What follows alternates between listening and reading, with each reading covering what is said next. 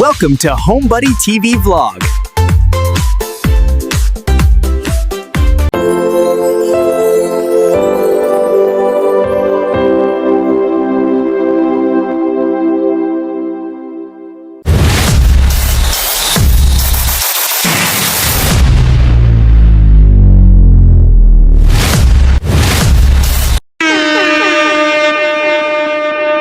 Hello, good morning guys. Nandito na naman tayo sa city, no? Kakahatid ko lang ng mga bata sa school. Ang oras natin ay 7:10, no?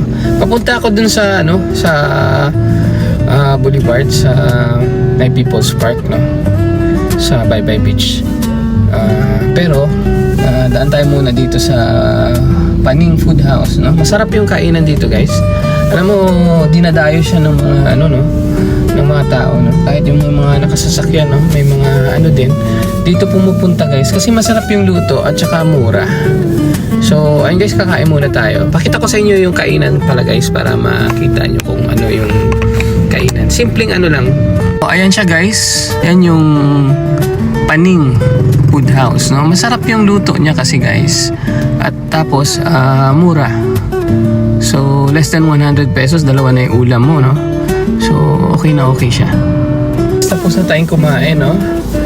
At dumiretso na tayo dito sa beach area, no? Dito sa Baybay Beach, no? Harap ng San Antonio Village Resort. Alam nyo, guys, kanina papunta kami dito, no? Siyempre yung lamay ni Tita nasa kabilang bahay lang man, ano? Paglabas ko ng gate doon sa amin, nakita ko yung cousin ko, guys, si Nonoy, yung bunso ni Tita. At syempre nakita ko yung mukha, guys, parang na ako, no, na kukonsensya, na awa, ganun. Kasi yung mukha yun, kita mo yung tao, mukha ng tao na dismayado at parang yung may tampo ba. Kasi nga siguro nagtataka siya bakit hindi na ako nakakapunta doon sa lamay ni Tita, ano? Siguro nagtataka siya ba't simula nung binalik doon sa bahay nila yung galing doon sa funeral homes, wala na, hindi na nila ako nakita doon sa sa lamay. So alam niyo, minsan nakabigat din, no, pag iisip natin. Pero kasi ito kasi ay ayaw namin na si nanay ay yung parang ugtas, ano ba tawag doon sa Tagalog, nag-ugtas. Kasi baka yung high blood, kasi mataas na yung blood pressure nun, tapos tataas pa, no, lalo kung mag-ugtas siya. Ano ba tawag na sa Tagalog na ugtas? So i-search nyo lang, guys, kasi Bisaya word yun, Ilonggo words pala yun, ugtas. So ayun, yun ang iniiwasan namin, guys, kasi nga nagbilin siya, ayaw niya kasi yung pamahiin, yung mga paniniwala ng matatanda, guys, no? Although hindi ako personally naniniwala sa mga ganon, pero out of respect na lang din, sinusunod lang namin. Wala namang masama, no?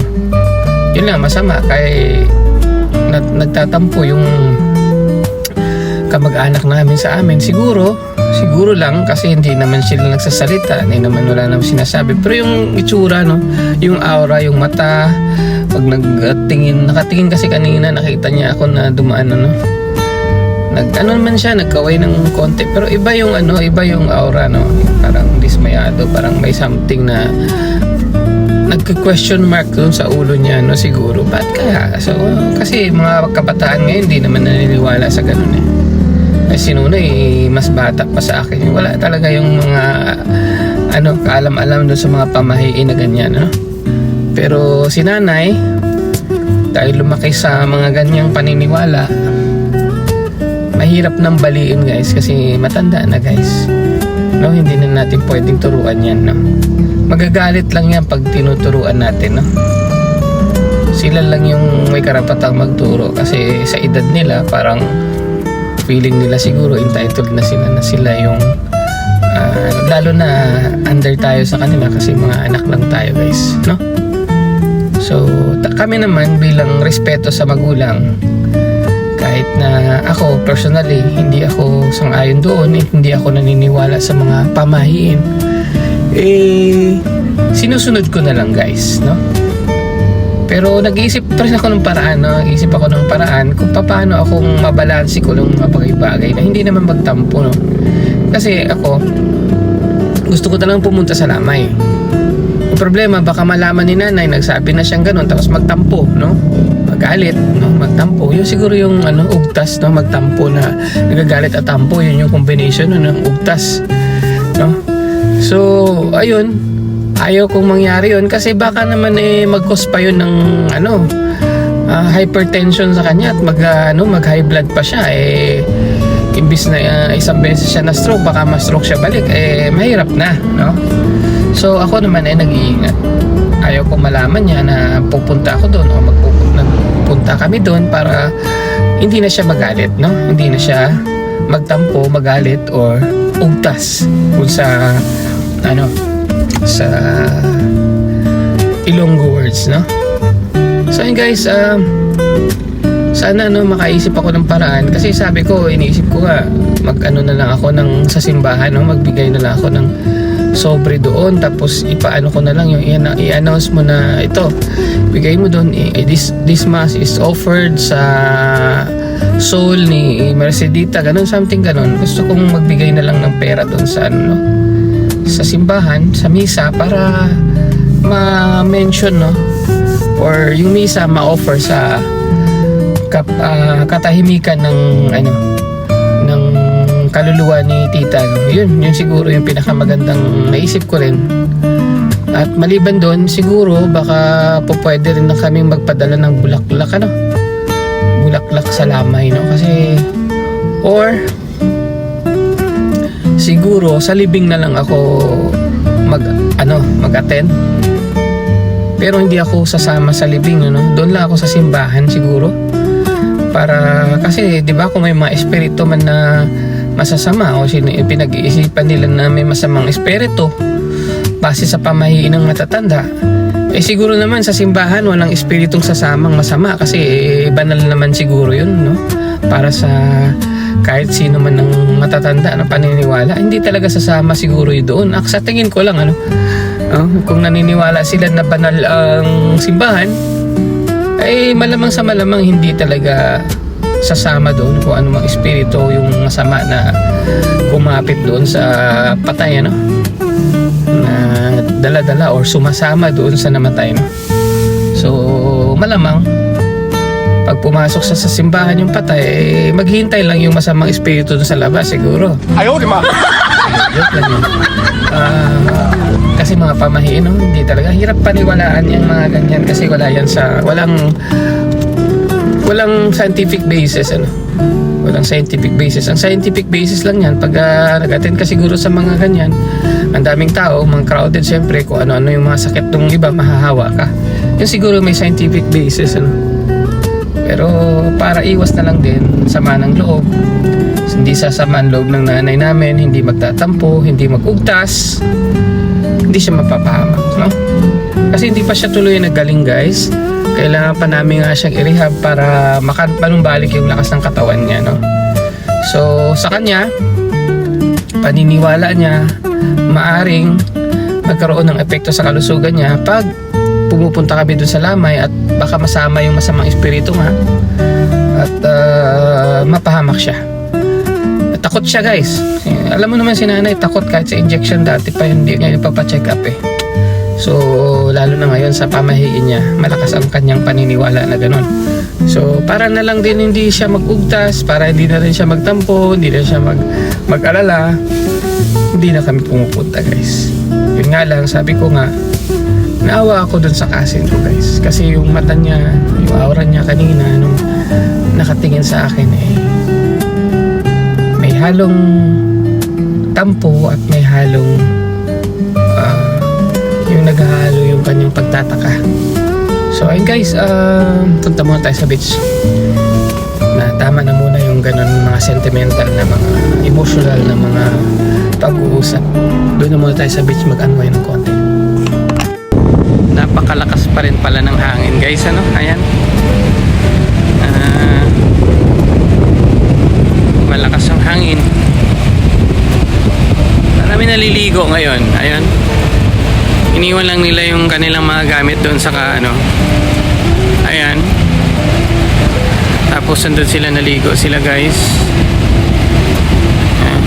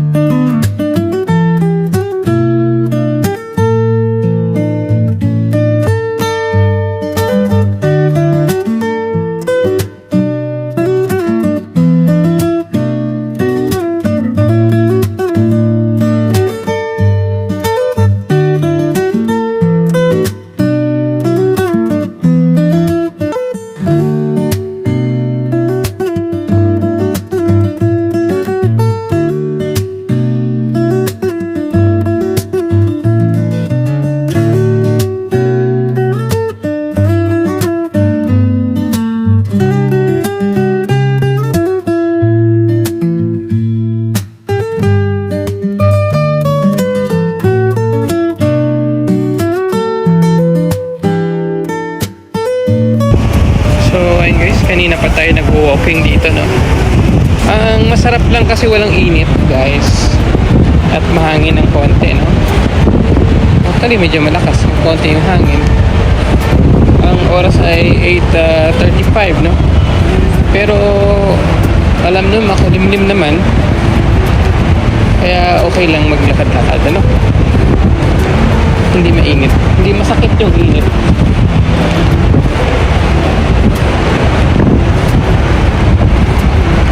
So maganda kasi low tide.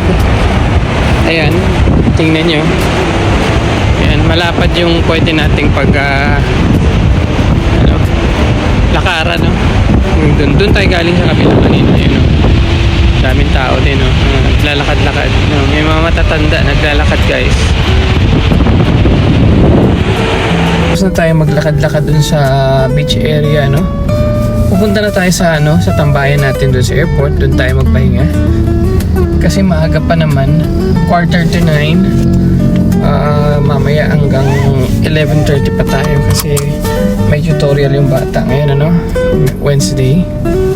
So ayun, punta muna tayo doon sa tambayan natin.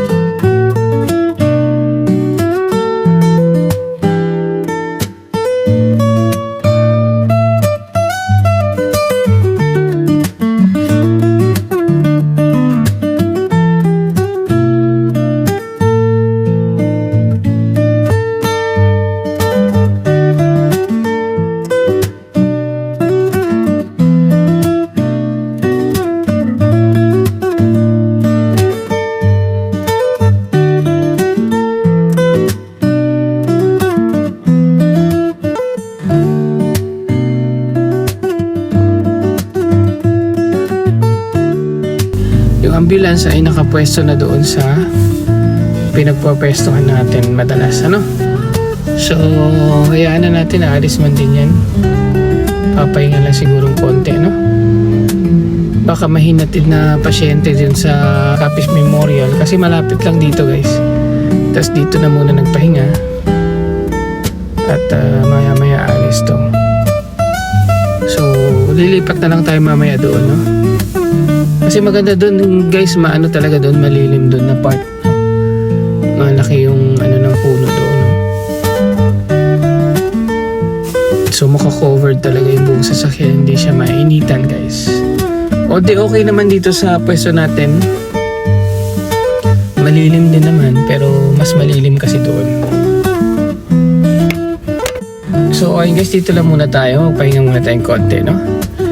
Ang oras natin ay alas 9, no? Kung may tao mamaya na dumaan, bibili tayo. Pero mukhang bibihira dumadaan ng tao dito. So ayun guys, mamaya naman magpahinga muna ako, guys. Oras natin ay 11:05. Medyo mainit na dito kasi, so punta na lang tayo dun sa school, guys. 11:30 pa yung out, pero doon na lang tayo maghintay. Pandarin na lang natin sa sasakyan para may aircon, no? Kasi mainit na rin dito. Medyo ano na, mataas na yung araw. Tanghali na kasi. So ayan, doon na lang tayo sa school,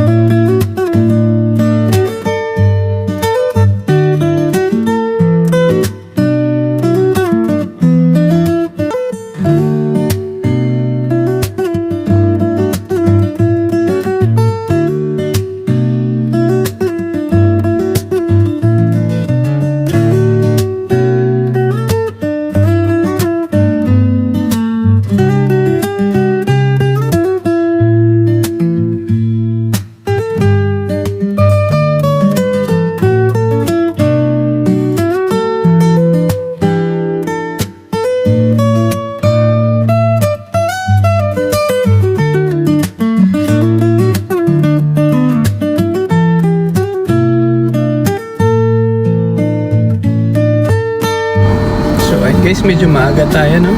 Alas 11:15 pa lang, pero andito na tayo guys. So 11:30 yung out. Maghintay lang tayo 15 minutes guys. Malapit naman na. So ayun guys, andito na kami sa bahay, no? Kakadating lang namin. Ang oras ay alas 12, no? So kanina naghintay lang ako ng konti doon sa kay Siler. Mga 12:20 umabas na sila, mas mag-aga sila kaysa sa usual nila, no? So ayun, tapos diretso na kami uwi guys. So wala naman tayong gagawin ngayon, hindi naman tayo babalik sa Rojas ngayon, so papahinga tayo ngayong araw na to guys.